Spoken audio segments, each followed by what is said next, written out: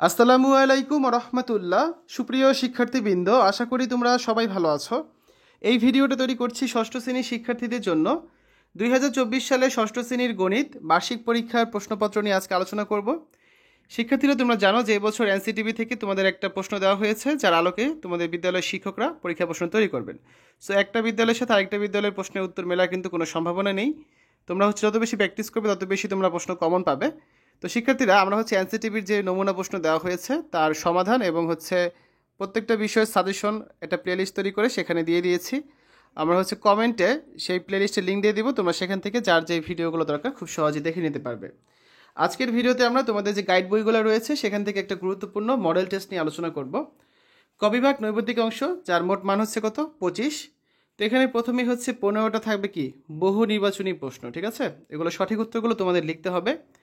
তারপর 10টা থাকবে এক কথায় উত্তর দাও, অর্থাৎ যে প্রশ্নগুলো থাকবে তোমাদের এক কথায় বা এক লাইনে এগুলো অ্যান্সার করতে হবে। এই মোট 25 নাম্বার নৈবত্তিক অংশ। তারপর খ বিভাগে রয়েছে রচনামূলক অংশ, যার মোট মান 75। প্রথমেই থাকবে সংক্ষিপ্ত প্রশ্নের উত্তর। এখানে খেয়াল করো, তোমাদের মোট 13টা প্রশ্ন থাকবে, প্রতিটা প্রশ্ন 2 করে, মোট 26 নাম্বার। তোমাদের যে অধ্যায়গুলো দেওয়া আছে বইয়ে 5টা বা 6টা অধ্যায় সিলেবাসে রয়েছে, প্রত্যেকটা অধ্যায় থেকে কিন্তু এখানে প্রশ্ন থাকবে। তো তুমি যদি কোনো একটা অধ্যায় বাদ দাও বা কোনো একটা টপিক স্কিপ করো, সেক্ষেত্রে তুমি কিন্তু সকল প্রশ্ন অ্যান্সার করতে পারবে না, কারণ এখানে দেখো প্রশ্ন থাকবে 13টা, তোমাকে অ্যান্সারও করতে হবে 13টা প্রশ্ন। তাই তুমি যদি কোনো কিছু বাদ দাও, সেক্ষেত্রে তোমার কিন্তু সেই প্রশ্নটা কমন নাও পড়তে পারে, ঠিক আছে? তাই সম্পূর্ণ সিলেবাসটি কভার করবে। এরপর রয়েছে দৃশ্যপট নির্ভর রচনামূলক প্রশ্ন।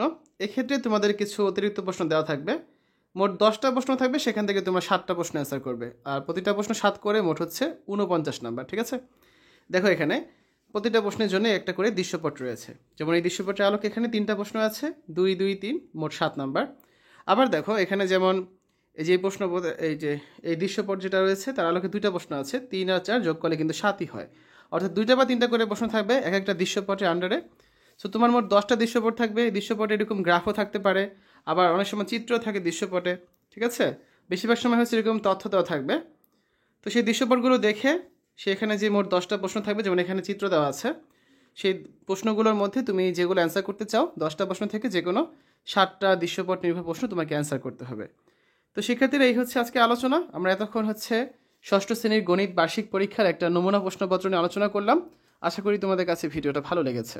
শিক্ষার্থীরা, পরবর্তী ভিডিওগুলো দেখার আমন্ত্রণ জানিয়ে আজ এখানে বিদায় নিচ্ছি। আল্লাহ হাফেজ।